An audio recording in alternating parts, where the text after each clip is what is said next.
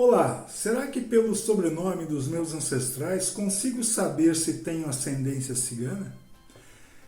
Esse é um entre centenas de e-mails que recebemos na Embaixada Cigana.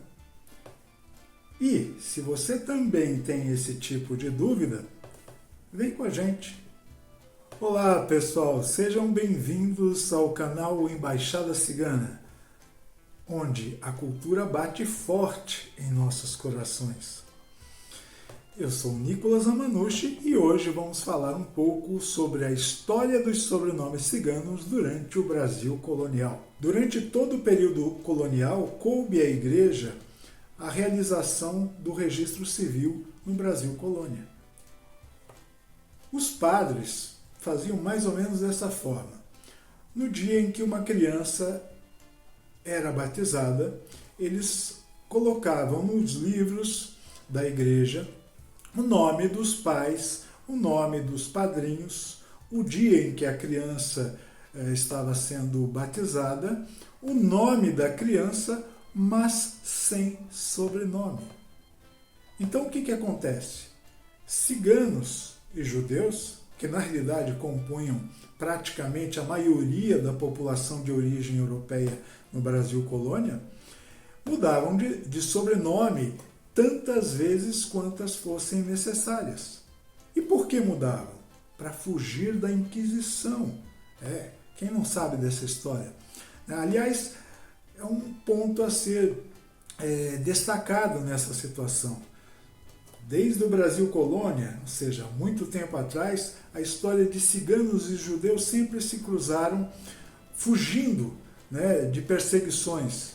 Tenhamos aí em mente o Brasil, a questão da Inquisição, que perseguia ciganos e judeus, mas também do nazismo, o que perseguiu ciganos e judeus, e houve o holocausto de judeus e de ciganos. Durante esse período foi muito comum que judeus, por exemplo, utilizassem um sobrenome que não fosse de origem hebraica, e para fugir da perseguição da Inquisição.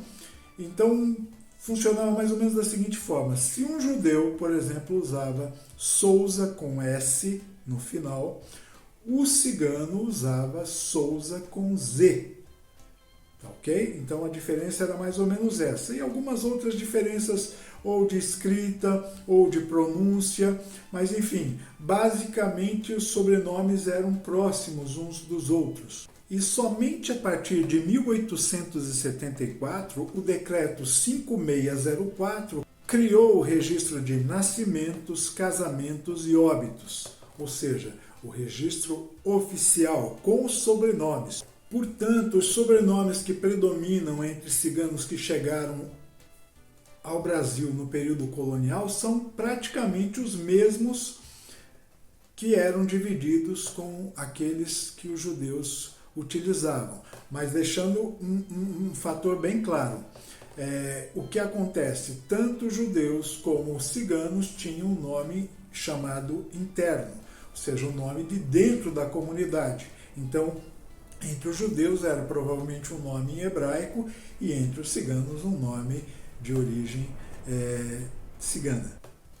Veja se o seu sobrenome está na lista.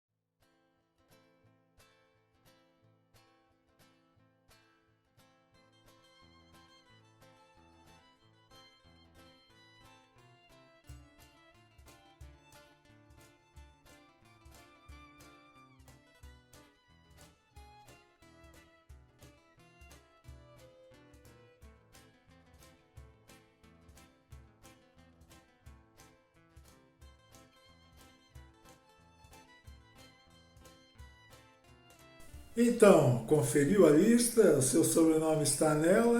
Não está?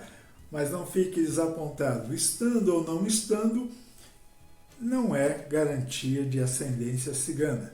Como ficou claro na explicação, isso é muito complexo, ou seja, essa situação é muito complexa para ser definida apenas essa ascendência através de sobrenomes.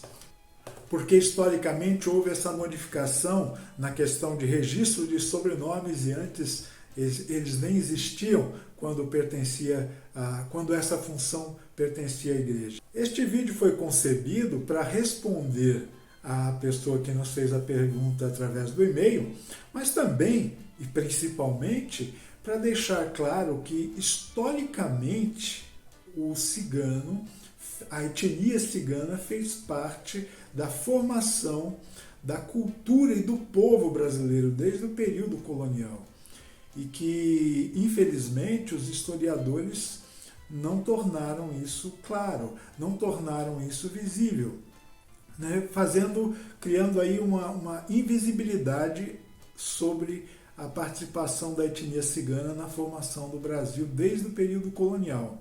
E esse é um erro que deve ser corrigido o quanto antes, até porque existe o decreto, né, criado pelo presidente Lula em 2006, que institui o Dia Nacional do Cigano, justamente em reconhecimento da participação da etnia cigana na formação da cultura e do povo brasileiro. Tá ok? Esse foi o vídeo de hoje. Um abraço e até a próxima quarta-feira.